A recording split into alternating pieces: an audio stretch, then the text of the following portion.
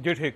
बाकरी साहब ये फरमाइएगा, ये अब क्योंकि अमेरिका इन्वॉल्व हो रहा है, जंप इन कर रहा है, और जैसे सरदार साहब ने भी फरमाया, इससे पहले जनरल मोहम्मद सईद साहब का भी ये कहना था कि अब अमेरिका जो है ना किसी साइड से इन होगा। अगर वो बार बार कह रहा है, वो जो मूवमेंट है अमेरिका के अंदर वो बड़ी सीरियस है। तो अब इसराइल के साथ तो ईरान ने ठीक है मुकाबला कर रहा है, लेकिन अमेरिका का मुकाबला कैसे करेगा? बिस्मिल्लाहिर्रहमानिर्रहीम। देखिए, सबसे पहली बात यह है कि अमेरिका, उसके मफादात क्या है इस जंग में। वो अगर कूद पड़ता भी है तो उसको क्या फ़ायदा होता है इस जंग में, ये एक बहुत अहम सवाल है।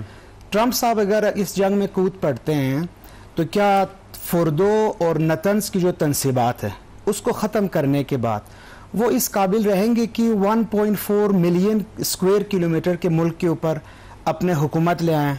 इम्पॉसिबल है।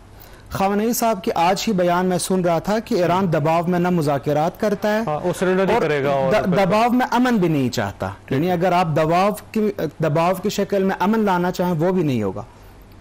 तो मुझे लगता है कि ये ट्रंप का एक पॉलिसी है, स्ट्रैटेजी है कि ईरानी अवाम को परेशान करें और उनको प्रेशर की हथियार इस्तेमाल करके उनको नेगोशिएशन टेबल पे बिठा दे। अभी भी मुझे लगता है कि ट्रंप साहब को यह सबसे ज़्यादा सूटेबल है कि वो ईरानियों के साथ नेगोशिएशन करे। लेकिन अगर खुदा न खास्ता यूनाइटेड स्टेट इस जंग में पूरी तरह से इन्वॉल्व होता है, इसमें सबसे पहले मसला यूनाइटेड स्टेट को ये होगा कि ईरान स्ट्रेट ऑफ हॉर्मुज को बंद कर देगा। ठीक है, बंद कर सकता है। ठीक है। बेशक उसके ऊपर बहुत सारे दबाव आएंगे इंटरनेशनल, लेकिन बंद कर सकता है। और चाइना सबसे ज्यादा विक्टिम होगा, लेकिन चाइना को ये किसी और तरह से भी सपोर्ट कर सकते। दूसरी जो अहम बात है वो ये है कि कतर में, दुबई में और जितने भी ईरान की इर्द गिर्द फोर्सेज हैं उनके ऊपर भी अटैक किया जा सकता है। कल रात आप देख लें, रात को 1 बजे ईरान ने 20 मिसाइल दाग दी इसराइल के ऊपर, और फॉर द फर्स्ट टाइम इन्होंने फत्ताह मिसाइल का इस्तेमाल किया, जो कि 336 सेकेंड्स के अंदर वो तेल अवीव तक पहुंच गया है। तो अगर ये इस तरह के हाइपरसोनिक मिसाइल का इस्तेमाल सिर्फ इसलिए नहीं कर रहे हैं कि इसराइल को फारिग करें, कि कुछ और पैगाम भी देना चाह रहे हैं कि अगर आप पूरी तरह से इसमें इन्वॉल्व होते हैं United State, then we have to use our hypersonic missiles. लेकिन देखिए एक लिमिट है ना, हाइपरसोनिक मिसाइल भी हों या जितने भी मिसाइल्स हों, अल्टीमेटली ईरान के पास इतना ज्यादा जखीरा नहीं है कि वो अमेरिका के साथ लड़ सके या इसराइल के साथ कुछ 6 महीने लंबी जंग छेड़ सके। तो अल्टीमेटली जब आपके पास जखीरा खत्म हो जाएगा तो फिर क्या करेंगे आप? देखिए, इसराइल की प्राइम मिनिस्टर नेतन्याहू कह रहा है कि ईरान के पास कम से कम 20,000 मिसाइल है, और खुद इंटेलिजेंस, इसराइल के इंटेलिजेंस, आज इनको बयानिया आया था कि हमारे पास सिर्फ 12 दिन के लिए डिफेंस सिस्टम है। तो अगर जखीरा खत्म होना भी है तो ईरानियों का पहला नहीं खत्म होने वाला। लेकिन मसला यूनाइटेड स्टेट के साथ ये है कि यूनाइटेड स्टेट्स इन्वॉल्व होने के बाद उसके B-5 तैयारे परवाज करके ईरानी तनसीबात को हिट करने के बाद फिर पीछे हट भी नहीं सकता। उसके बाद तो पूरा जंग छेड़ेगी, पूरा कतर इन्वॉल्व होगा, UAE इन्वॉल्व होगा, सऊदी अरबिया इन्वॉल्व होगा, ये सारे इन्वॉल्व होंगे। उसके बाद हम कह सकते हैं कि we have started the world war 3। और ट्रंप साहब, मेरा नहीं ख्याल कि वो अभी इस पोजीशन में होंगे जहां रशिया और यूक्रेन का चल रहा है, जहां चाइना का मसला चल रहा है, वो अभी एक नया जंग मेरा नहीं ख्याल कि वो स्टार्ट करेंगे। देखिए, ईरान की पोजीशन ये है कि ईरान और अमेरिका के दरमियान फासला बहुत ज्यादा है, और अगर तो सरहदें मिल रही होती जैसे इराक और ईरान की उस वक्त थी, और लंबी जंग 10 साल तक चलती रही। अब अगर आपकी ग्राउंड बॉर्डर्स एक दूसरे के साथ मिले हुए नहीं हैं तो फिर सिनेरियो मुख्तलिफ है। अमेरिका ने दूर से मारना है और वो जाहिर है उसके पास ये सारे हथियार भी हैं, तो ज्यादा देर तक रेजिस्ट करना जो है ना वो खासा डिफिकल्ट है। वैसे बिल्कुल जी ठीक। अच्छा बाकरी साहब ये फरमाइएगा, एक तो जो मुतालबा किया जा रहा है अमेरिका की तरफ से वो रजीम चेंज का है कि आप ईरान के अंदर रजीम चेंज करते हैं, दोबारा पुराना सिस्टम ले आएँ वापस तो मामला ठीक हो सकते हैं। दूसरा ये कि अपना न्यूक्लियर कैपेबिलिटी जो है उसको सरेंडर कर दें, रोल बैक कर दें। तो रजीम चेंज का कोई इम्कान है वैसे ईरान के अंदर? रजीम चेंज का मेरा ख्याल अभी तक क्लियरली अमेरिका ने बताया नहीं है। असैसिनेट करने का धमकी दिया हुआ है सुप्रीम लीडर साहब को, लेकिन अभी तक रजीम चेंज की कोई क्लियर बात अमेरिका की तरफ से नहीं आई। लेकिन ये देखें कि ईरान में अगर रजीम चेंज होना ही था तो अभी तक होना चाहिए था। एक रात के अंदर आप उनकी आर्मी, उनकी IRGC और 10 कमांडर्स को असैसिनेट करते हैं, और अभी तक तकरीबन 300 के करीब शहादतें हुई है, वो भी तकरीबन असैसिनेटेड टारगेट्स हैं। तो रिजीम चेंज का मसला ये होता है कि ईरान के अंदर 92 मिलियन पॉपुलेशन है, ठीक, इसमें से 35% तो IRGC के लोग हैं। ठीक है, IRGC के पास हथियार भी है और पैसा भी है, ठीक है, और ये बहुत सारे कंपनीज के मालिक, स्टेट विद इन स्टेट है, स्टेट विद इन स्टेट है। तो अगर आप रिजीम को चेंज करना चाहें, इसका मतलब ये कि आप 35% ऑफ द पॉपुलेशन को एनिलिएट करें, उनको खत्म कर दें। ये मुमकिन, मेरा नहीं ख्याल कि ये मुमकिन है अभी ईरान में। और इस हालिया दौरान में जंग से पहले शायद ईरानी कुछ बगावतें भी थी, वहां पे नाराजगियां थी, जाहिर की बात है, सैंक्शंस की वजह से इख्तिलाफात भी थे। लेकिन अब सारे इस जंग का एक फायदा ईरानियों को यह भी हुआ है कि ये सब एक प्लेटफॉर्म पे खामनेई साहब के पीछे खड़े हैं। और अगर मैं समझता हूं कि रिजीम चेंज तो बहुत दूर की बात है, इस जंग को शायद ख़त्म करना और ये इस तरह ख़त्म करें कि इसराइल के हक़ में या अमेरिका के हक़ में, ये भी इस सिचुएशन में पॉसिबल नज़र नहीं आता मुझे। अच्छा, मैंने बाकी साहब ये क्योंकि जाहिर है धमकी लगाई जा रही है अमेरिका की तरफ से भी और इसराइल की तरफ से भी, अगर खुदा न खास्ता आयतुल्लाह साहब के ऊपर हमला हो जाता है तो फिर एक काउंटर स्ट्रेटजी क्या है ईरान की, और क्या एक लंबी जंग आयतुल्लाह साहब के बगैर भी मुमकिन है?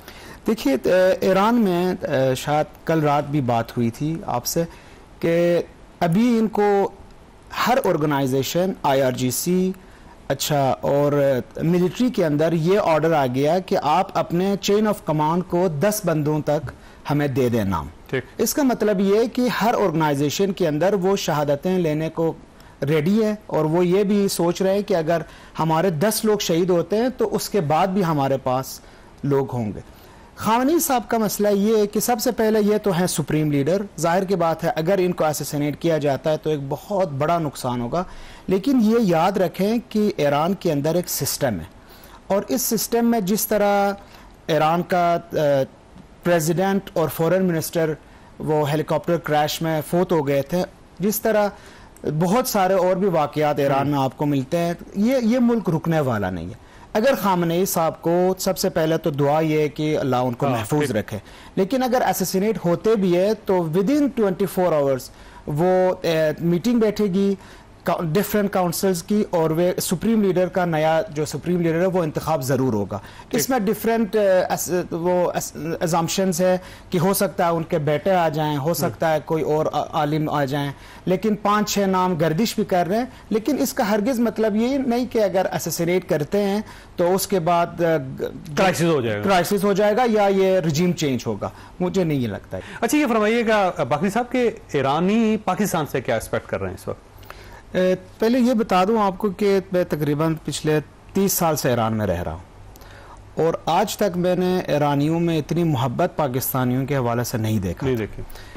ये जो प्राइम मिनिस्टर साहब का ट्वीट और उसके बाद सेनेट में जो करारदाद मंजूर हुआ, ये ईरानियों की दिल में मेरा ख्याल है एक बहुत ही डीप असर रखेगा। जिस तरह की पेज़ेश्कियान साहब प्रेसिडेंट ऑफ ईरान ने पाकिस्तान का नारे लगाया, परसों इन्होंने कहा कि सेनेट ऑफ पाकिस्तान ये करारदाद मंजूर किए, तो वहाँ के जो नुमाइंदे थे वो पाकिस्तान तशक्कुर के नारे लगाए। एक्सपेक्टेशन ये है कि Pakistan as a neighbouring Muslim country जिसके पास एटॉमिक हथियार भी है, और जो ये भी शायद माना जाता है कि ईरान इराक वार में ज़ियाउल हक साहब के टाइम पे ईरान की बहुत मदद की, अब भी ईरानी ये सोच रहे हैं कि उनकी मदद पाकिस्तान की तरफ से हो सकता है, और ये बड़े एक्सपेक्टेशन भी रखे हुए हैं कि पाकिस्तान एंड टाइम पर हमारा मदद करेगा।